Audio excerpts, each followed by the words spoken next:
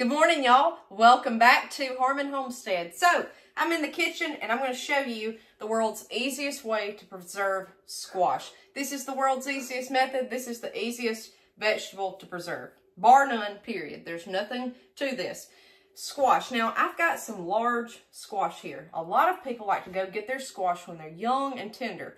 I just let mine go, okay? But I don't want them any bigger than that. If they start turning dark yellow or very, very bright yellow like the stem of that one, it's time to get them because they'll get hard. You really want a pale yellow. See the difference over here? And it's good to eat. You get more squash this way. And the way I use squash, I really don't need them tender. What I like to do is do squash casserole.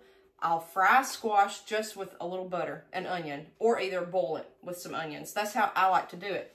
So what you need to do to preserve this is you need freezer space. I'm going to put mine in the freezer. Some people will do pickled squash. They'll do other stuff. I freeze it. That's it. And it'll last for a long time, for months in the freezer. What you need is a cutting board, a squash, knife, and gallon Ziploc bags. That's it.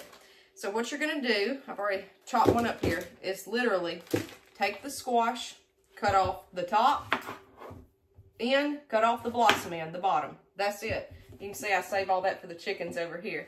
And you're going to cut about 1/2 inch, that's how I like it, 1/2 inch rounds.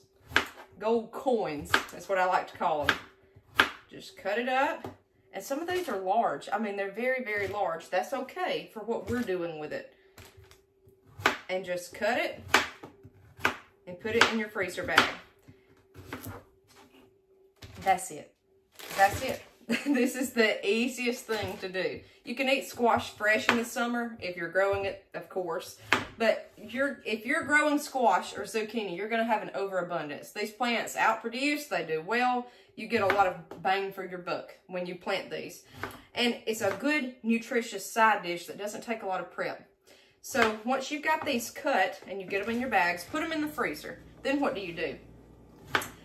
If you're going to fry these in a little butter or olive oil with onion, or if you're going to do squash casserole, put them out in a colander in your sink to thaw, to defrost, just to get the moisture off of them. Then you're going to use it. That's it. Okay, let them thaw and then use it. For a squash casserole, just dump it in the bowl and mix it up, okay? Or dump it, whatever you're mixing it with. If you're going to boil it, you don't even have to fool with defrosting it. Just put it straight in the pot, warm water, cook it. That's it. So when you've got a bag full, I'm going to do one more here.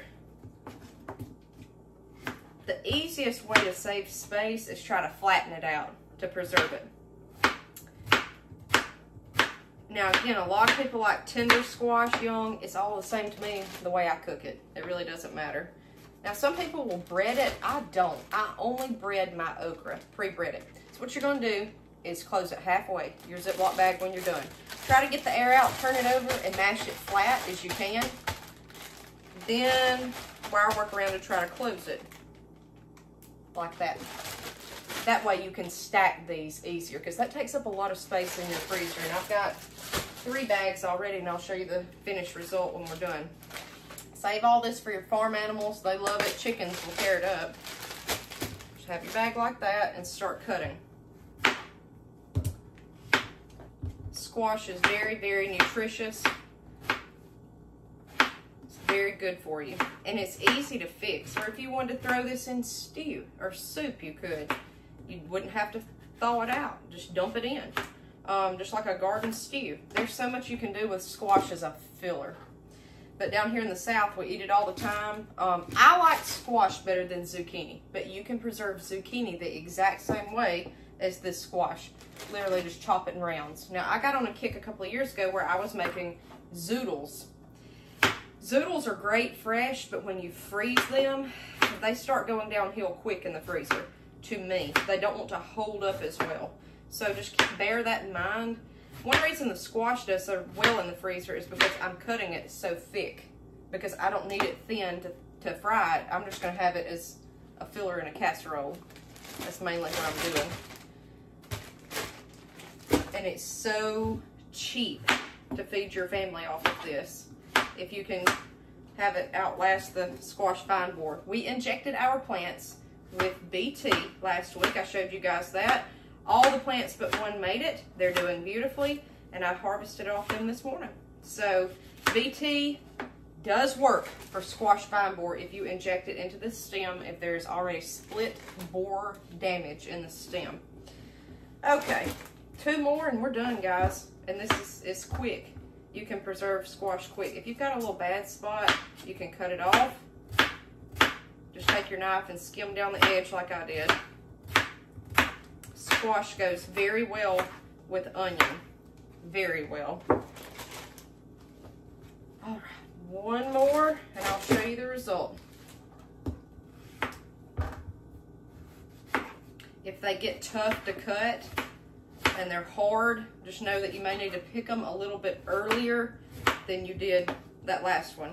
Like mine, I let them get out of hand, but it's been so hot, I've not been able to work the gardens, and our gardens are suffering because of no rain. Our corn probably is not going to make it this year, and we've got total 800 feet of corn.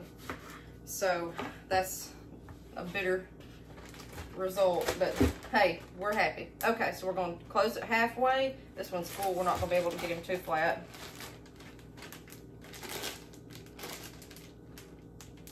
And that's it. Just make sure you've got a good seal. So there's that, and there's this. So it takes up space in your freezer. That's the only thing. Otherwise, this is the easiest thing to preserve. All you're doing is chopping it up.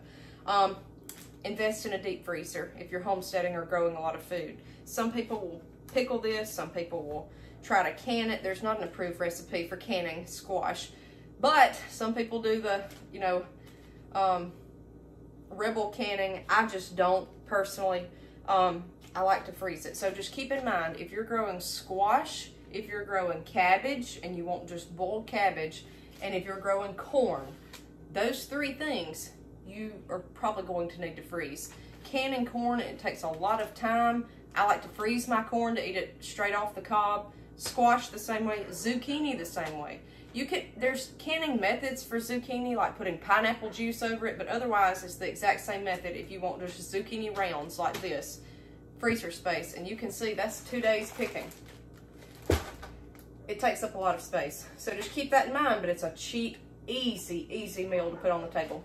One last thing about squash: when you defrost this, put it in a colander, let it defrost on its own. It does not take long. Within 30 minutes to an hour, this will be defrosted quick, especially if you run water over it. So that's an easy way to preserve squash, to feed your family, and again, it's cheap. This right here could feed a family of 4 easily. And keep in mind, when you cook squash, it's going to shrink tremendously. It does not stay this big. That's kind of one of the downfalls on all this that's frozen. Once you cook it, it shrivels up quickly. But guys, there's nothing easier than cutting up squash, putting it in freezer bags, and putting it in your freezer. Some people ask about freezer burn. Yeah, it's gonna get it. You could do the food saver stuff and all. I just don't, because it really doesn't matter in the recipes that I'm putting it in. To me and my husband, it's fine. We boil it, or either we just put it in squash casserole, and you never know the difference. You just want to make sure, if you're using this for squash casserole, that it's really defrosted before you use it. If not, you'll have a lot of drainage and liquid inside of your casserole. You want it more dry than just wet and soggy sitting in water. So just make sure it's defrosted and drained really well when you use it, if you're using it for a casserole or frying. If you're boiling it, toss this frozen right into the pot, put some water in it, boil it.